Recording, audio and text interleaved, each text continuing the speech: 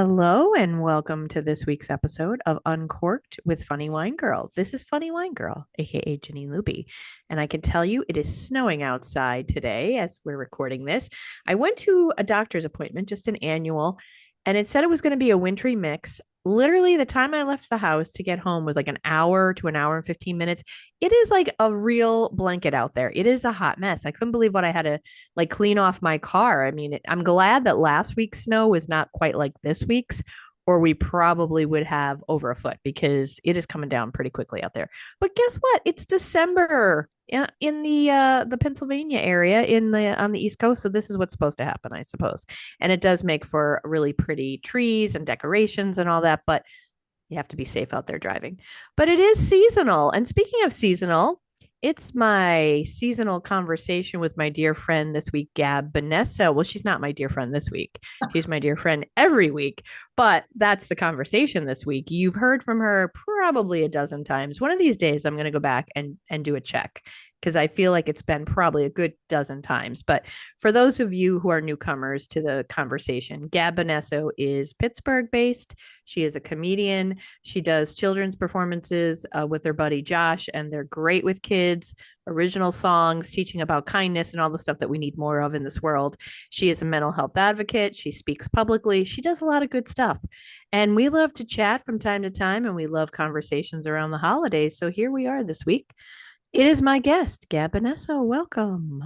Thanks for having me, Janine. Absolutely. And I don't know how it is in Pittsburgh. I imagine it's similar to here. Have you guys been getting some decent snow? No, just the one day last week, and overall not so bad. Like today they called for sleet in the morning, but I didn't really notice any when I went out to grab my garbage can. They're saying maybe a little snow tonight. We'll see. I have to drive to Philly tomorrow and back in the same day, so I'm hoping we can avoid snow throughout the state. Oh, great. Avoid snow throughout the state. Watch my hands. For those of you who go to YouTube, Gab has discovered, you know how lovely technology, they want to keep updating, and they updated something and I think it's on her Mac. And now when she moves her hands, it zooms in closer to her. So if you watch on YouTube, you'll see the magic happen. And then I did nothing. I just moved my shoulders and it zoomed out. I can't. That's kind of fun, like just gesturing and it does things. That could be pretty funny. But it's bad for Italians because it's like I'm like restraining myself, right? Okay, it doesn't matter. It's gonna just keep doing it. So hey, if you have motion sickness, don't watch me today. Any little nuance and it's going to be like, oh, she wants us to move. Let's move. My gosh. Now, for a second, I just want like Pittsburgh. I thought that you guys would get like the same amount that like we do. Aren't you closer to like I'm terrible with geography, but aren't you like closer to like isn't the western part of PA like don't you guys usually get it worse with precipitation or no? Erie is constantly crushed, but we're not Okay. as bad. Yeah, I don't know why. I guess because we're like Southwest that we somehow get Oh, airways that protect us a lot of the time because we have not had that many bad winters of late. Although me saying that means we're just gonna be a horrible winter. But yeah, so far so good. And yeah, with my big drive tomorrow, I'm just hoping it can just we're taking the turnpike, so hopefully it should be fine. But oh, that's cool. Now, do you have a gig for in the schools or is this your gig? yeah, no, it's a Josh and I. We have two shows at a school right outside of Philly, and then we'll just drive right back. So Nice. Well, that's a lot of driving, but hopefully, and I know Philly, even last week when we got snow here in Scranton, shout out to Ollie. He was saying that it was like rain there. So, and they did say that south, the southern part of the state wouldn't get too much. So, yeah, yeah. that's what Vicky was saying. She says Philly because I was doing the Disability Pride event last week, and she was here, and she was like, "Yeah, we don't usually get hit, so you should be fine." I'm like, "Okay." Yeah, yeah. Well, and to be fair, over the past, like as a kid, I remember a lot of snow, even as a teenager, whatever. But in the past, I don't know, say over the past decade or more, I feel like we in Scranton even didn't have very harsh winters. We didn't get much snow. And even, I don't know if it was last year or the year before, we did get some like ice, but nothing too terrible. But to your point of what you just said, I do feel like now this year is a winter, like it's the old fashioned kind because we did get a little snow in November and like Right. that's kind of early ish as it's been. So, and this is the second time, like last week it snowed, here it snowed again today. So I think we're going to get a good old fashioned winter this season coming up. So. I love a good white Christmas, so I'm okay with that. I can deal. I live in a very it's all mountains. Like my little neighborhood is the worst neighborhood for snow. So that's the only thing. It's pretty dicey. Okay. Yeah. And it's, you know what, it is very pretty. It's just that a lot of people do have to travel on Christmas, or I shouldn't say have to, but they're going to family and you want the roads to be clear. So if we do get it, as long as they can plow it in time for everyone to travel safely, right? We'll put that wish out Exactly. there. Yeah. Exactly. Apparently before I was born, my grandfather worked for our, it's called PennDOT here, and he would always have to leave like Christmas Eve to go plow the roads and keep everybody safe. So yeah. Yeah. And that's penned out here too. It's Oh, Pennsylvania Department of Transportation, right? you're right. We call it that same You thing guys call here. PennDOT? We Oh, do. I We love know it. PennDOT. We all have So PennDOT. how have you been? We talked, I think, in October-ish, maybe. It was like a Halloween. Oh gosh, how could I forget the Mad Libs disaster of Oh my October gosh. 2025? Ollie and I were not, we've never done this before. We don't know what we are like new to the planet. I don't know what Mad Libs are. Yeah, it's very bad. I'm like, a noun, dead silence, crickets chirping. I'm like, a noun, like a thing. And I think we were both deferring to each other, like, I'll go, yeah. We had fun with the conversation No, it was anyway, great. though. It So was a tell great me time what. to meet him. Yeah, oh, I'm glad. I'm so glad that you two were both on in the same conversation and the same episode. That was fun. Yeah. For sure. So what have you been up to? I think you were saying you've been really busy with all of these school programs, right? Which I feel so grateful. Like honestly, like at the beginning of this 2025, it was like no program. So I was like, is this what's going on? And then it was like the opposite. And things have just been great. Like we have a ton of shows all throughout this month. And a lot of shows like Christmas shows, which we don't normally get booked to do holiday shows in schools. And this year we're like being commissioned specifically to do Christmas shows in schools. So it's like, hey, we'll do it. Um, Now, can I pause you there and ask, are you going to do like original, like new songs that are like holiday themed? So we've done holiday stuff in the past, like for like community events. So we have like a couple things under our belt. Like we do a punk rock Frosty the Snowman where I play drums. We, do I mean we won't be doing it in the schools, but we do I sing a very sad version of Have Yourself a Merry Little Christmas. We do the Kinks Father Christmas, won't be doing that in a school. So like we have a holiday repertoire, but I won't call it a song, but I wrote a vibe. And to me, it's what Christmas in Pittsburgh is for me. Like it's a very like this is very specific to how I feel at the holidays, but it has like a hip hop vibe, and it's just called Christmas in Pittsburgh. So I wrote that, and we will be doing that in school, so the kids have a Christmas dance song to do. But all the verses are very specific to me, my family, and Pittsburgh. Oh, So that's cool. yeah, So so that this was will be, and this will be in the schools though. Like this isn't like for the it's for the kids, like during school time, kind of like you normally do. Yeah, exactly. No, I did because I'm a maniac, Janine. And I wrote this like I got the idea for the song, wrote or it's not a song, the vibe. I got an idea for the vibe, wrote the vibe, like all in a matter of like 1 hour, record it, and then I was like, you know what? I mean, I have my own publishing company. I'm just gonna publish it because why not? And so it will be dropping on iTunes within the next few days, just so I could use the like chorus for holiday videos on TikTok and Instagram. Like I was like, you can't use them unless they're official songs.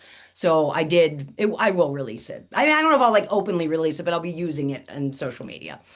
That's very cool. And let me ask, because I think you probably told me before, but I want to understand this. So, what is having your own publishing company mean? That sounds like you're rolling up in like a big black Escalade, and you're like, what does that mean? You have your own publishing company. It means I don't want anyone to own the rights to my work anymore. So I pay to have like a publishing license so that when I write my music and I write my comedy and I put it out there, it all comes all the rights come to me and I get all the money and it's 100% mine. And then I have the copyright on it and but I can also publish other artists. So if somebody was like, I really want to put out a song, but I don't want to spend the money to like get an account, get the publishing account. I could publish for another artist, which I've, thought about. Like if somebody's doing something, I'm like, maybe I could be their producer. I could publish and produce their work. And yeah, so it's something I'm thinking about down the line. But yeah, just something I got like a year ago when I put out my album. So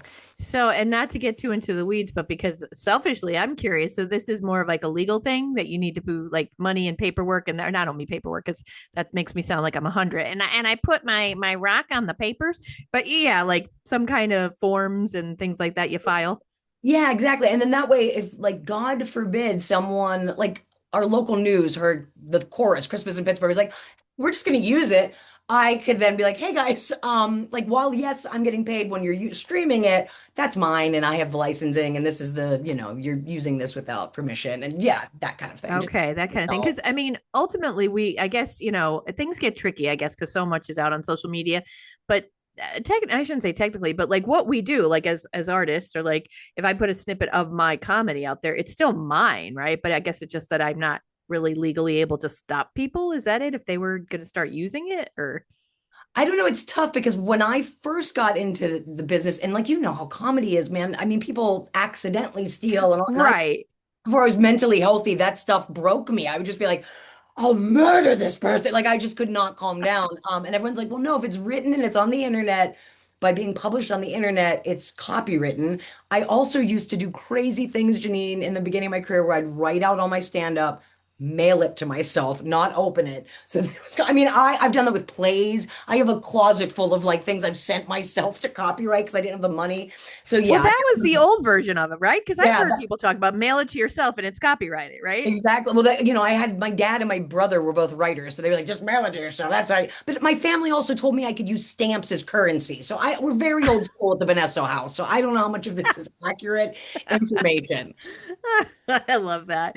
I love that. To your point about the stealing, though, to go to talk about that for a minute, and I think we've talked about this before because I've told you my little story about this person who was bananas for years because I used 4 words and I'm like, okay, neither of us invented that, but whatever.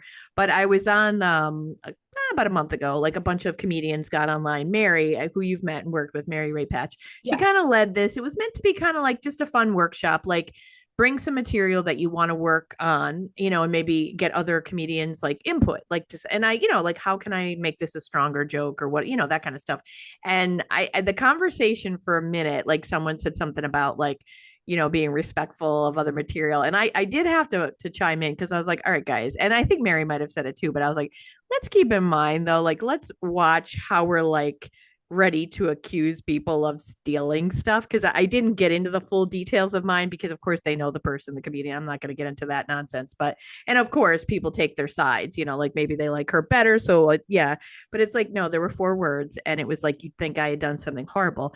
But when you're talking about, for example, like, so 2 women the same age, both single, both dating, okay, there's going to be some similarities. Like, and that's what I don't know, because someone said something, someone did a captcha joke, I think, that night. And I was like, I have a captcha joke now. Are they going to think I'm stealing their material when I do a cap?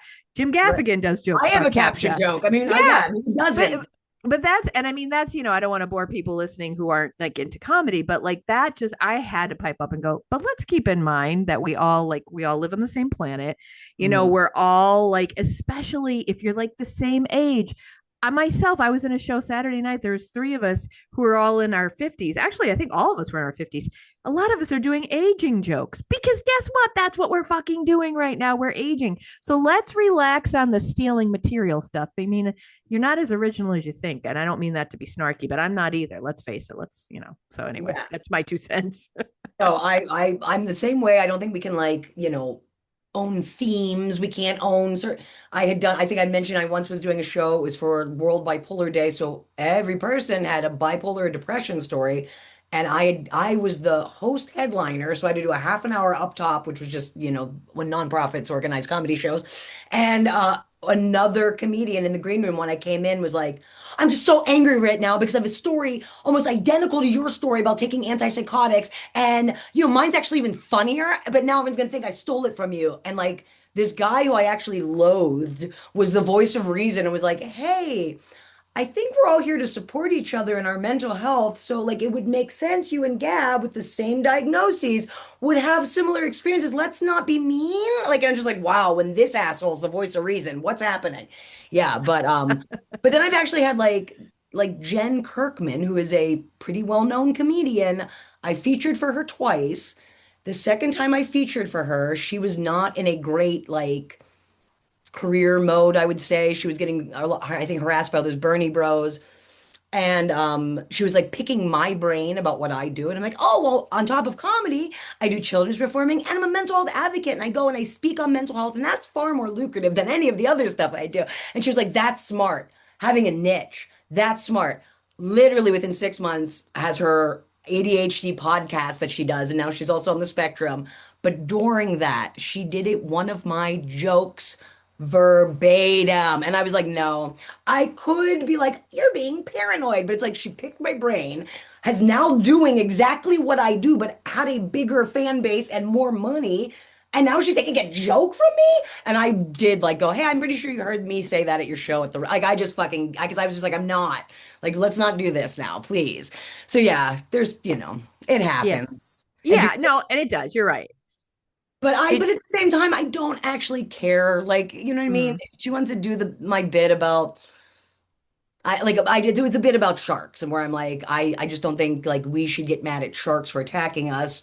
If three sharks rolled into your living room while you were watching TV, you might bite them too. And literally, she did it verbatim. I'm like, that's a quirky Gab bit. But anyway, I've seen yours online, and I think yeah. Did she respond, by the way? Like, no, did she defend? She just didn't answer. didn't answer. Oh, then Ignored. she knows. Yeah, she knows. Yeah. Yeah. And like to your point, you don't care, right? So, Right. and I mean, I'm I gonna do the probably joke. would care if a joke was like, so like I do jokes about perimenopause, whatever. So recently I'm doing a joke that like, with all due respect to John Mayer, my body is less of a wonderland. And then I've tried two different alternates. I say for a while I was doing the more of a haunted house, I've got like the pelvic floor is creaking, there's bats flying out of places. Like, and that got some laughs. And Yeah. then I changed it, mixed it up on Saturday night and said, less of a Wonderland and more of a Property Brothers home renovation. And I was like, the facade is cracking, pelvic floor is creaking, and the flying buttress is no longer defying gravity. I did not get the reaction to the flying buttress joke that I wanted or line because I just like flying buttress. I'm Yeah, just I like, thought that was whatever. all great. And Defying Gravity, bringing in Wicked. I Yeah, thought it was that's what brilliant. I thought. That got Well so written, so. Andy. But the Property Brothers, they like, but I mean, okay, so if someone else, some other woman in her 50s starts going, yeah, my body is less of a wonderland and more of a, I'd be like, oh my God. However, with that said, I saw another account on Instagram, and this has nothing to do with me. This is, I mean, again, none of us are super duper original thinkers. Right. They didn't have the John Mayer part, but it was kind of like a meme or a graphic, but it was on like an account that does like perimenopause jokes or whatever. And it was like, my body is a haunted house, and it had all this stuff. I'm like, see, like there's only like, again, Right. but then when I see stuff like that, though, I almost get not mad at myself, but I almost not mad is not the right word, but you know what I'm saying? Get like, okay, come on, you need to get more original. Like, cause it kind of makes you want to stretch a little bit because you're like, okay, if that joke is that common, imagine how many other people are doing it. But I Right. think the finessing it or like, comedy, as we know, and humor is funnier the more specific it gets, right? So Exactly. it's That's what getting into those details. I'm sorry, Gab. no, it was like joke stealing that made me be as specific about my life and my stand-up. It was because I was like, oh, well, if I'm literally telling my life story, you can't steal that because you cannot be me. And that is why I am like so weirdly honest in my stand-up because I'm like, go ahead. You don't have a mom named Star. You don't have a dad named Beanie who's trying to hunt down the shotgun gun killer. These are all true stories. Let's go. So that is, I will say that like, it was a response to a lot of joke stealing in the beginning that I hated. Yeah. Yeah. And I think, I mean, it is fair to say, I think that when we do stuff like that, it could irk us at first, but it does challenge us and make us, all right, I'm going to do differently. I'm going to do Yeah. it like, even like to your point, it's going to be so personal. You cannot steal my stuff. Yeah. Yeah. And then Yeah. it gave me who I am. Like that's Mm, like everyone, that's what my charm is I'm not ashamed of any aspect of my life, even the grossest, most awful stuff, I will tell you, because that's my truth. And I don't understand like that, I think that's why people who suffer from trauma don't ever like they're just always weighed down by it because they're so ashamed by it and it's generally things that they didn't even cause. So I'm like, why are you ashamed by something that happened to you? Like and that's why I think if we normalize talking about it, it would also just make us all kind of on the same page. yeah. Yeah. In fact, I thought about you, and I don't know if you had the chance to listen, but I had these two wonderful women on who I actually thought were in the Pittsburgh area, but I was wrong. They were doing a project out that way, but they're actually from Carlisle, PA. The two women from the I'm Fine project, Maureen Joyce and To Carrie. listen to, And but I did note like save it so that I would go back. yeah, they are fantastic. And I thought of you during the conversation because it's all about like, so Maureen lost her son to suicide, and it's about, and I said to her, do you ever get, because I mean, obviously it's her story. If she doesn't feel like sharing it some days, maybe she's too tired. She said, no, I never get tired of sharing it. She always wants to share it because she said she wants to put other people at ease, make them feel comfortable to share and to talk about all their stuff and like to remove the stigma. So it's exactly right. I love that because you're just helping people realize it's okay. You can talk about it. You absolutely can and you should. I mean, of course, if you're comfortable, but you know what I'm saying. Right. It's okay. Yeah. It's okay. Yeah.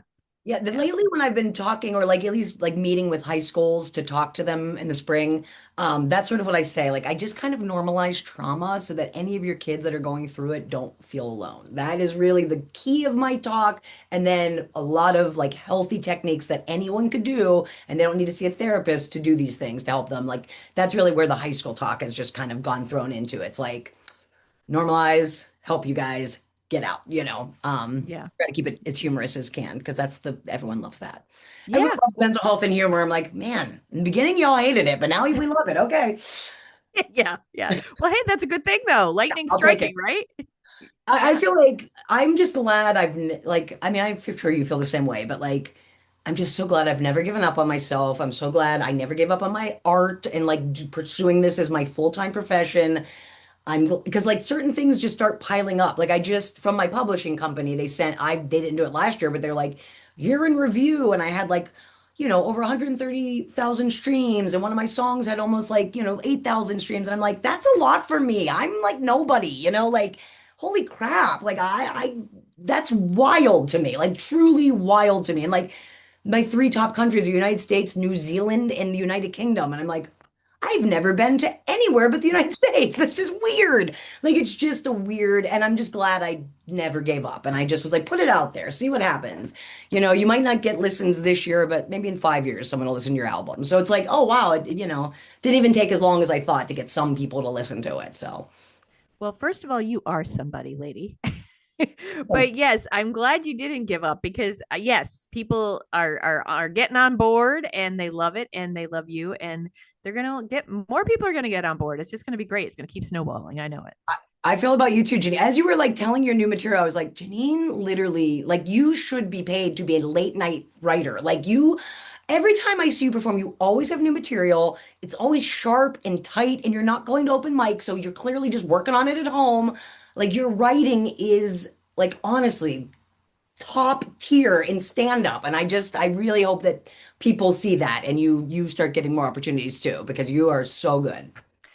Okay, I'm gonna be humbled and say, oh shush, but thank you, I appreciate that because yeah, I'm not looking for comp, but thank you because I don't. It's interesting. I produce my own shows and I for whatever reason, and again, we've talked before about the whole comedy scene and the different, like, there's bullshit, right? There's all kinds of stuff out there. There is a ton of comedy going on here in Scranton, and I think it's great. And like in the Northeast PA, I rarely get asked to be on other people's shows. And I don't know if it's the person, and I'll admit part of it probably does have a lot to do with me and my brand, where I'm like, oh, she just does women shows. You know what I mean? It's like, oh, and she produces her own shows, or even like, oh, she's never had me on her show. I get that. Right. It could be part of that too. So I've been doing like Saturday night show was with Tim Conniff and he does a lot of fundraisers. I've been on two or three of his shows and I like it. I'll admit I like it because it's like I'll share the posts about the show. I get to show up, do on his shows like 10 to 15 minutes, and then I get to kick back and relax. And I like that and get paid. So Yeah. I wouldn't mind being on more shows. I mean, with that said, am I asking people? No, because my ego's like, well, I don't want to have to ask people. You know what I mean? But it's I like, know. I don't know why I'm not being asked more. But when I have a good show or when I am in that like writing mode and I'm like, ooh, that was good, because I'll get ideas in the shower or whatever. And I'm like trying to tweak and make better. I want to do more shows so that I can have these opportunities. But for, like I said, for whatever reason, I don't get asked to be on too many shows. And, it is what it is. But along those lines, and I want to be careful how I say this, but again, we've had this conversation. What people absorb and what they really like is all subjective. And we know you and I have talked about this, what people get, think is funny. Cause I've watched some folks and I look and I'm glad I do shows because I see it and I go, if I was only more consistently performing, or if I was in New York, I mean, and I mean that's probably stupid to say because if anyone could say, well, if I was in California, I'd be on top. I'm not saying that, but Right. I see some folks and I'm like, my jokes are as funny as that. Oh, yeah. or like they're funnier and look at this fuckage. You know what I mean? And you have that thought. I mean, again, I'm the one steering my ship, so I'm not blaming anybody else, but you know what I'm saying. No, no, totally. And I think too, it's also what we all want in this world too. I was having that conversation with a young artist. She was like, "Can I just pick your brain?" And I was like, "Oh my gosh, of course." And I was like, something that started happening for me at a certain point in my career was I'd have all these people who wanted to be a part of all my shows, be in my crew, hang out with me, but we weren't really like friends. We didn't, share intimate detail. We were just like comedy buddies, but I was the one giving all the stage time. I was the one driving everywhere. I was the one, giving everyone money. Um, and like it got to a point where those people, I mean, I think you could call them hanger-ons, would be like, "Why are Gab? I mean, you're so talented, Gab. If you could go to New York, or Gab, you should be in LA, and Gab, and don't take care of your mom, and these are the important things in life." And I was like, "Well, no, I love like my mom is my person. Like that's not even gonna happen. Like being here for her is like." My mission in life. So no. And I'm still a comedian and I'm making money and so I don't, like, I'm not where you want me to be. And when I finally realized, like, all of my comedy friendships would end because they were disappointed in me, or I wasn't doing what they wanted from me, or I wasn't reaching the goals they expected from me. And I was like, yeah, but I love my life and you people are miserable. So I'm gonna just back out of this and just kind of keep doing my own thing. And, so that's what I basically said to this woman. I'm like, you just have to decide what you want. Like, do you want to be famous and have people following you? I mean, like that looks horrible to me. What I thought was awesome as a little kid, I'm like, no. Indie artist is the best you can ask for, in my opinion. That's all I've ever wanted. Like just indie. Like get to tour, be able to live, have, pay my bills, and that's it. I don't need more. I don't need a ton. I'm not like some capitalist that needs like so much money. So, yeah, I think that every artist just has to decide like what do you want from life? It's not, and then you can do whatever you need that way. Yeah. And I think for me too, it's like I'm often my own biggest barrier or whatever. It's like I do like my life. And it's okay to lean into where I'm at now. And I mean, it doesn't, are there times that I wonder, well, what would have happened if I spent 2 years living in New York or outside of New York and doing that? I don't know. And I probably won't know because I'm not going to do that now. But I think where I'm at, I need to lean into and look, take time to go, you know what, you got something pretty good going on here. And I do think that's important. And to your point about the, you only need so much. I was listening to, I just randomly found it on YouTube and it wasn't a TED talk. It was a guy talking and it was kind of about the philosophy about in Buddhism. And it was kind of this idea of like, okay, if you're, I think it's mostly happening. He was trying to say for people who are maybe in their 40s, 50s, as people are getting older.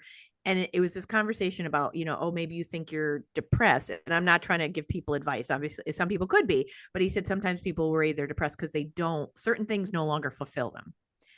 Certain things no longer fulfill them. But he was going along the Buddhist philosophy about how we're always trying to fill a void, fill a hole. And it was like, I didn't listen to the whole thing, but the 5 or 10 minutes I did felt was enough for me to ponder. Like, and it's true. Like, and again, we've probably talked about this in other forms or other ways or other words about, alcohol, right? That's filling a void for me sometimes. My worries about my dad or my family or myself or making money. Yes, those 3 glasses of wine are filling a void for me.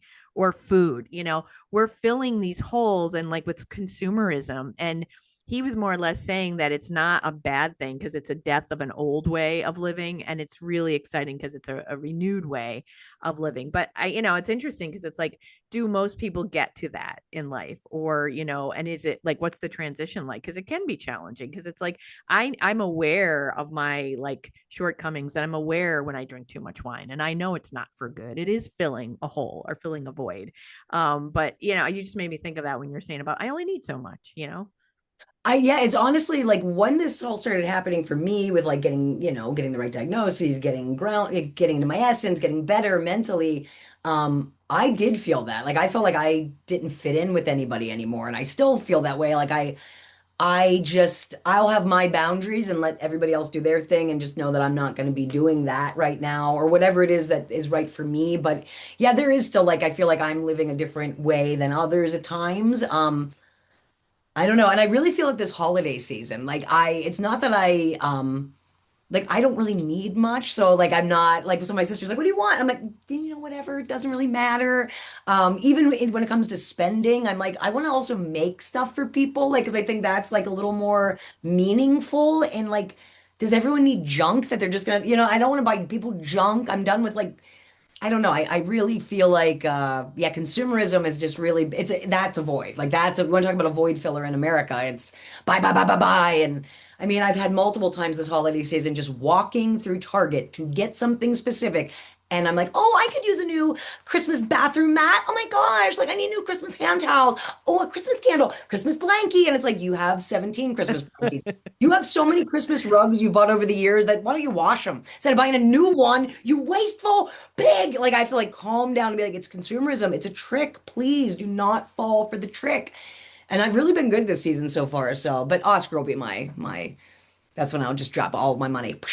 Whatever you on want, the kiddo, it's yours. on the kiddos. Yeah, Oh that's right. yeah, he's yeah, anything for Oscar. So And that's what you were saying kind of falls in line with last week. I had Gabby Lynn on, who is one of my podcast sponsors, Reinvented Threads, talking about being more mindful with how we spend our money. And like, again, to the point of instead of like wrapping paper, we talked about this Japanese practice where you use like a beautiful like silk handkerchief or something like material to wrap a present, or giving experiences instead of junk, like maybe tickets to a play to go see together, or to even go for a hike and then maybe grab lunch, or like different, like having those things that are more meaningful than stuff, because we've all been there. I mean, through the years, oh, I have to get something for so and so, and unless you really know them, or sometimes people know each other but don't take the time to really get the thoughtful gift, it's like another candle, another candle gift set, or a lotion, Bath and Body Works, and I'm not, but get a lotion gift set there. It's, we give so much stuff, and to your point, like,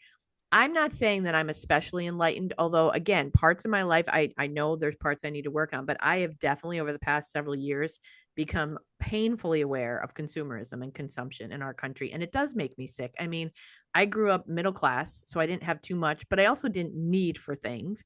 But I mean, and we've all done it to, like, laying in bed looking at Old Navy. Oh, that's a cute sweater. And this fast fashion, which is a terrible thing because things are made like crap. And it's just putting more crap in the landfill. Oh, look at these. This is cute. Or Target. I have the Target app.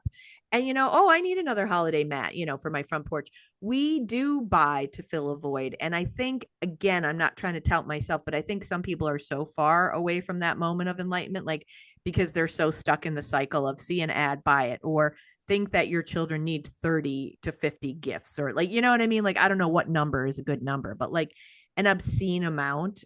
And I don't know. I just think we need to really put the pause button on that, or I think we're screwed, basically. oh you my know, God. we need to get back to one another in connection. And I know people who are like, ew, no, thanks. But we're fucked if we're just like, oh, let's just go down the AI or whatever rabbit hole and just click on buy, buy, buy. Cause that's no, And the no. landfills and just I mean, yeah, it's just there's nothing. Yeah, we really have lost. We've lost the way, and a lot of just yeah, time spent with each other, just thing. And Oscar is the one who made me realize, like from the time he was about probably 3, he gets mad if I buy him a card. Why would you? Why? Why didn't you make me one? Draw me a picture. Last year for Christmas, he wanted me to draw him 100 skeletons. It was hard, but I did it. But the point is, like that, like that's the kind of crap he wants. So it's like, oh, he just wants me to like show him how much he means to me. I can do that. I can make you something, buddy. So Yeah. I don't know. I think kids would surprise us if we were like, "What do you really want? I just want you to play with me." That's probably what they would say to 9 out of 10 parents, because that's all Mm-hmm. Bluey is. I don't know if you watch that show Bluey. It's all mom and dad don't go to work and play with the kids in every episode. Because I'm like, this is not practical. I love it, but it's not practical.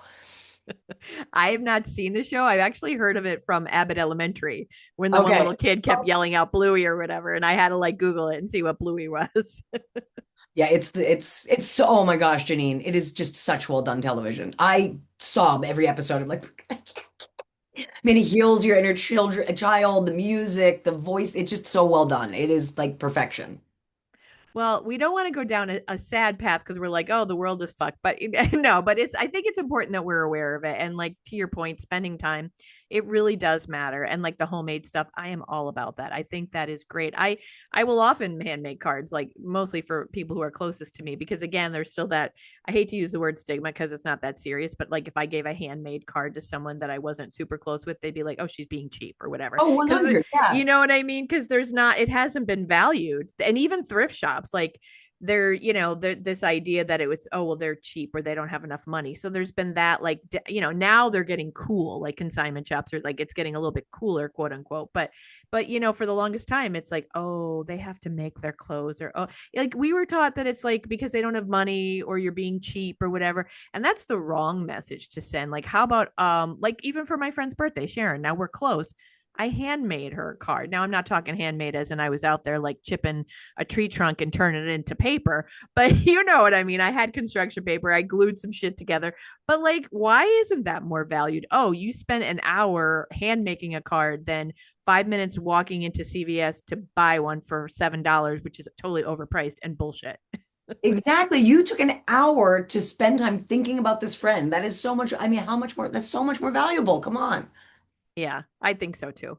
Well, you mentioned your mom before though about like getting your priorities in line. And I said before I hit the record button, I did want to talk a little bit about that around the holidays because we don't fully understand things that other people go through, and we probably never can, but we can kind of relate as we have similar experiences. So now with what's going on with my father's illness, and having, taking him and my mom to all of their appointments, and helping with all that stuff, you see it, and like you don't know the stress of it till you're living it.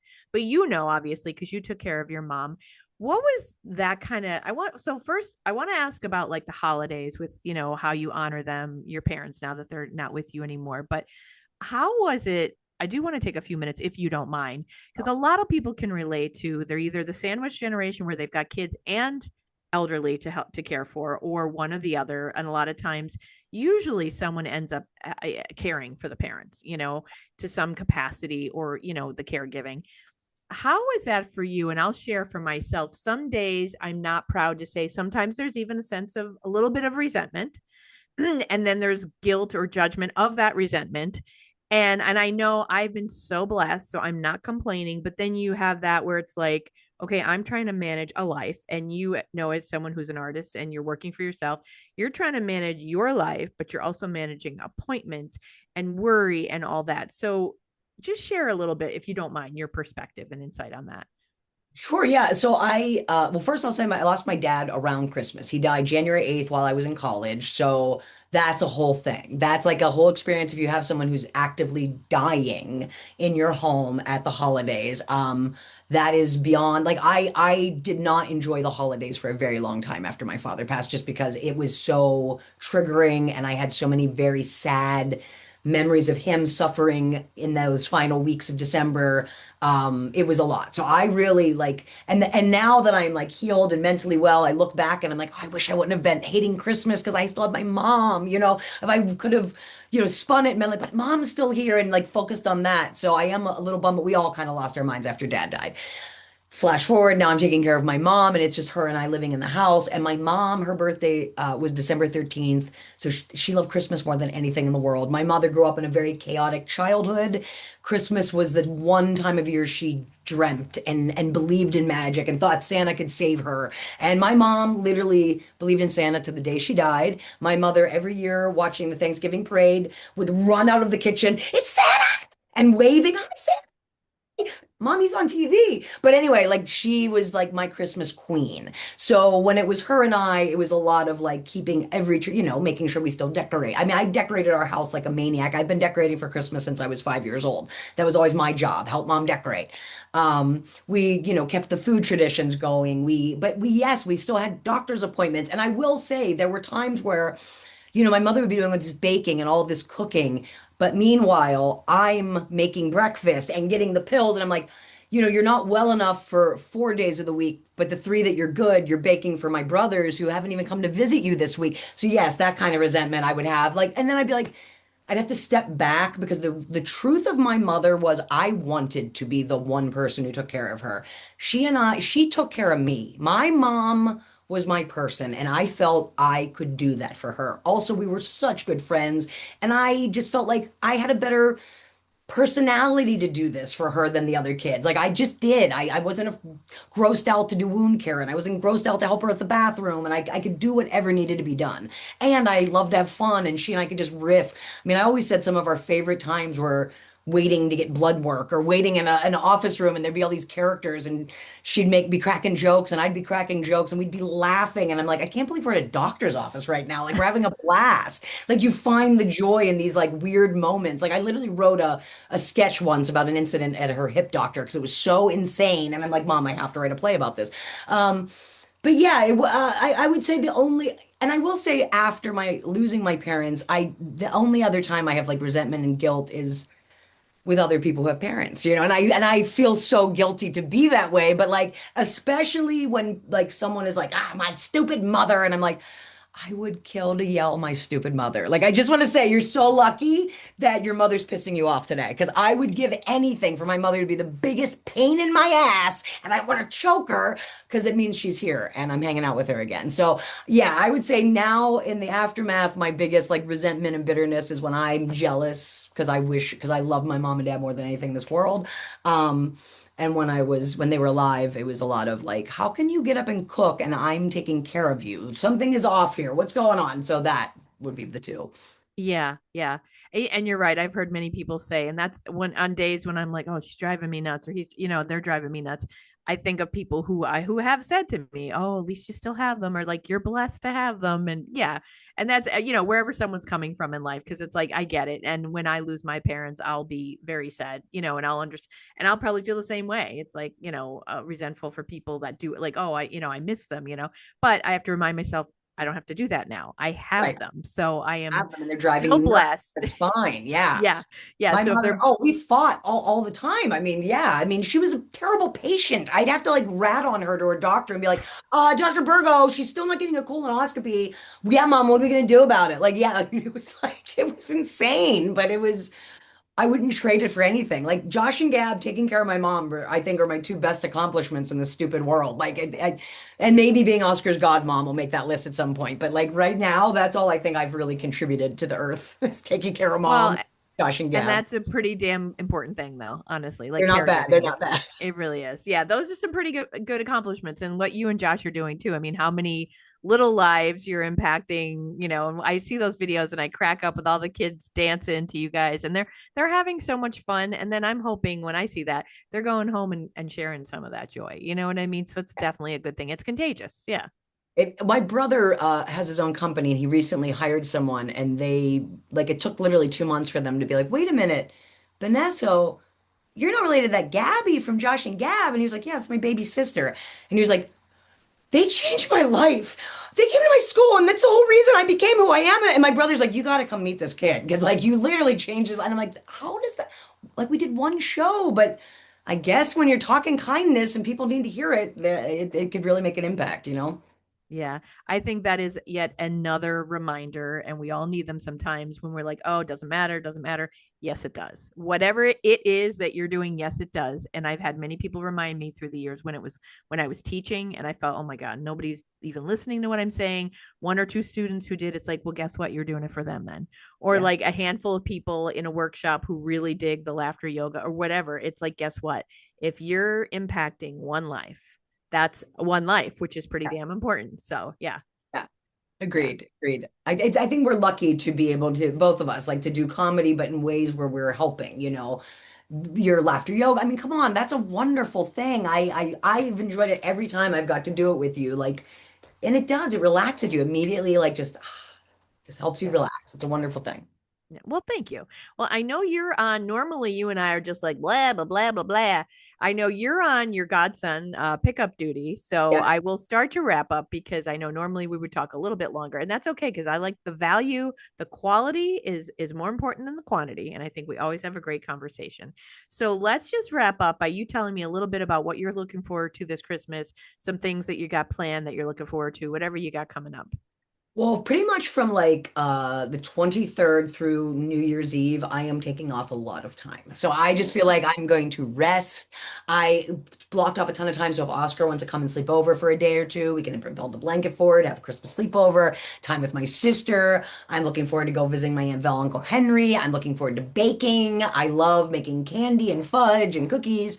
So I'm hoping to to do some time to do a lot of that. And yeah, just the stuff that like makes the holidays remind me of my mom and dad and my brother and yeah, and just really like and honor my grief. Truly. My brother died on Christmas Eve. My mother died right before Thanksgiving. My father died on January 8th. So the holidays are a very triggering time and I just try to like if I'm sad, allow myself to be sad and then find the joy where I can. Yeah. And are you, if you don't mind me, if it's not too personal a question, are you someone who like doesn't mind going? Because I know some people like adored their parents, but won't don't like to go to a cemetery, like for example, and visit and things. And some people will, and then some people go and they just do that. I don't mean to be rude, but like the obligatory where they'll just put the flowers on for the holiday and then that's it. You know what I mean? What is your tradition with that or I'm belief? a very all over the board with it. Like, so my mother's voice will forever ring in my ears for all things. So, like, let's say if it's a snow day, baby, you're not going out in the snow. No, baby, I don't want you to go in the snow, baby. So we're not going to go. Okay, I'm not going to go. Or if it's pouring down rain and cold, baby, you're going to get sick. You have shows. Your shows are more important. So, like, I weigh out what it is, but I do love to take like a big Christmas wreath for my mom and dad. And I usually bring it around her birthday. Like, so like the 13th, I'll go put a Christmas wreath next to their plots and kind of do that in lieu of going at Christmas. But if it's like nice weather and I'm up for it, I go. I'm someone who might just go randomly. It's right by this like place where we I like to go goofy golfing. So sometimes I'll just go goofy golf and go visit mom and dad and that's a summer day for me. But I don't really believe, their skin suits are there. I'm not one. I don't even believe in death, Janine. Like I believe my mom is like in 1982, but in a different string that existed that I've already lived through. I believe she's a brontosaurus. I believe my dad is, yeah. I don't think they're there, but I just think they're having the best time of their lives and they're everywhere. So that's how I kind of Yeah. I don't believe in Yeah. death. We touched upon that before about like where you're like time is not, time and death that, don't really exist. Yeah. Yeah. Yeah. Yeah. So But that really again, helps me. yeah, yeah. And everybody's different. Like to your point, like you said, their skin suits. So like it's not some people won't go to the cemetery and that's okay. That's maybe it's not meaningful to them, but yet they might look at their family's photos and say prayers to them or like incantations or whatever it is, meditate or some think about them all the time. Look, open up a photo album and have and laugh and have great memories. And that's all whatever connects you with your loved one. That's your business. And that how you do it is up to you. Yeah. Exactly. Like my mom and I, we when I was little, we would read How the Grinch Stole Christmas every night through December, take turns each page. But then when I was older, I would read her Truman Capote's Christmas Memory because it was like our favorite short story. So I watched that with Geraldine Page every year, narrated by Truman Capote, and I watch it every year on Christmas Eve and for my mom because that was I even quoted it in her eulogy. So it was really impactful for us that story. So Wow. That's awesome. All right. I will close with I did this, I think, for October. I'm going to do a lightning round of questions. okay. Okay. Okay. Favorite Christmas cookie? Oh, well, chocolate chip with raisins and nuts. Raisins and nuts, really? There you go, girl. We always have raisins and nuts. Now, what about the anisette cookies? Oh, I do. I make them, but I don't use anisette. I use the orange, and people love them, and they say they're better than Oh, grandmother's. Don't tell her I said that. I think I would like those, the orange. That sounds good. They're Okay. so much better. Favorite Christmas movie? Oh, It's a Wonderful Life, easily. Yeah. Favorite Christmas song? Have Yourself a Merry Little Christmas. Now, the old school one, like the original? Honestly, every version guts me. But my two favorite, the saddest, Judy Garland, the happiest, Ella Fitzgerald. So I teeter between those two. Oh, nice. Okay. Mariah Carey, All I Want for Christmas, yay or nay? Nay. Nay. Hate Okay. it. Oh, okay. Oh my Okay. God. No, it's too, I'm more old school. I'm more of a Bing girl. I like my Okay. seniors to drink and beat the hell out of their kids. Anyway. All right, then I probably know the answer to this one, but maybe I'll be surprised. Wham's Last Christmas. Oh, I do like that.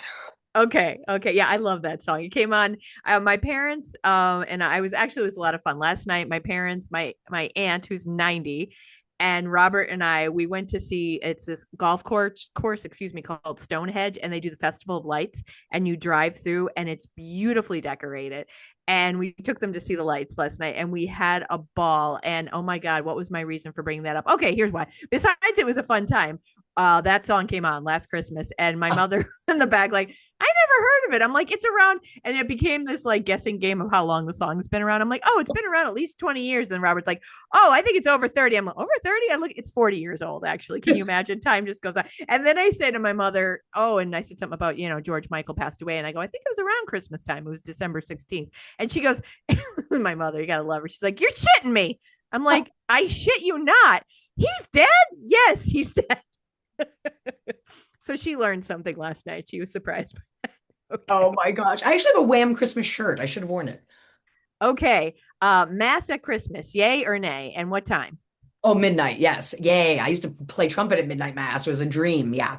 You still have one there? Because here in PA, like I shouldn't say PA, but here in my area, we did our midnight mass became a 10 o'clock mass years ago. Do you still have a real Oh, we have true several. There's a bunch on do? this that you can. Yeah. And one that does full Latin. Yeah. Oh, get Yeah. out. They do Oh, Latin every Sunday. Yeah. you must have a lot of Catholics in that area. We are the most, yes, we have so many Catholics, and that church has all of these original relics that even the Vatican like knows that our priest somehow got them. I don't know how, or not our priest, the priest of that parish. Yeah, they're like huge relics at that church. It's wild. Rose and I want to start going there, actually, my sister. Wow. And see, I know we have a lot of Catholics here, but I think we might have one church that still does a Latin mass. And there's probably a couple that have a midnight mass, but the parish that I did go to, Holy Rosary, which is now Mary Mother of God, because they've kind of soaked up 4 or 5 other churches. I think they made it a 10 o'clock mass. They don't do the midnight anymore. I don't know if they couldn't get the priest to have his Wheaties and stay up late enough or what. I don't know what happened there. Joe Biden would not like that. Champ would be very disappointed. Oh, he would be. He would be. He would be totally disappointed. All right. Well, we'll end on that note. And enjoy your favorite Christmas songs on that note. Haha. Thank you as always, Gab. I enjoy our conversations because, and I'm not like saying this to go, oh, we're so fantastic, but I just love that like we can just meander. And I think these are things that people think about and, can appreciate or relate to and understand some of the things that we covered today. So I want to thank you and thank you for always just being so open to talk about anything. Sure, of course. I love coming on, Janine. And I mean, we even got hot goss. I called out a famous comedian. You could really, this one might go viral for you, Janine. I don't know. I don't know. Yes, let this be the one. Yes. This is it. Gab and I versus Jen Kirkman. Oh no, we're screwed. This is going to become, oh, I don't even know what the word would be for it, but like the podcast where people call people out. I had a guest on a few weeks ago and she's an entrepreneur. She invented something and she talked about, and she named him by name, a professor from University of Scranton here who was like very mean to her. And she's like, yeah, I remember. And she said his name and she's like, I go, well, I hope he's not still teaching. She goes, well, I don't know. Do you think he'll be listening to this? I'm like, I don't know. But he wasn't very. You become the new Joe Rogan of controversial podcasts. Dear God, help But for the other side, the other way. The other way, yeah. Hey, you know what? I'm all for getting more listeners. So if this has to, and let's to circle back to what we were talking about before, though, there's so much clickbait out there, right? Like that's right. Apparently the way it's like, oh, I have to say something like Gab's leg was eaten by a Christmas, cactus, like something crazy for people to go, what? Yeah. Let AI write it. Who knows what they'll come up with? Oh, yeah, there we go. They're directing my footage, so they're doing a great job too. Yeah, you've got all these perfect zoom ins and zoom outs and pans. No clue. No clue. Well, thank you so much for sharing your time with me. I know we'll talk in the new year. You're always a pleasure. Have a great Christmas season and great Christmas shows. Have a lot of fun with Josh and Oscar and the whole family. Thank you. You too, Janine. Thank you. Have a Merry Christmas. Thank you. Well, to my listeners, we only have a couple more episodes left this season. I have to tell you, I am super, super duper excited for 2026 because I will celebrate 5 years of this podcast in May. And I am working on a lot of great in-person events, and I'm just super excited about it. If you would like to help sponsor the podcast to help with some of those, because we've got some really great, cool things, and I'll share more about that in the coming months, reach out to me. You can find me on Facebook, Funny Wine Girl Janine, also on Instagram, or check me out on Facebook under Janine Luby or LinkedIn. If you would like to be on the podcast, suddenly it's a podcast. It's a podcast. If you'd like to be on the podcast, just reach out to me. Let me know about yourself or another woman that you think would make a great guest. I'm always open to that as well. And as I say each week, I appreciate you from the bottom of my heart and the bottom of my wine glass.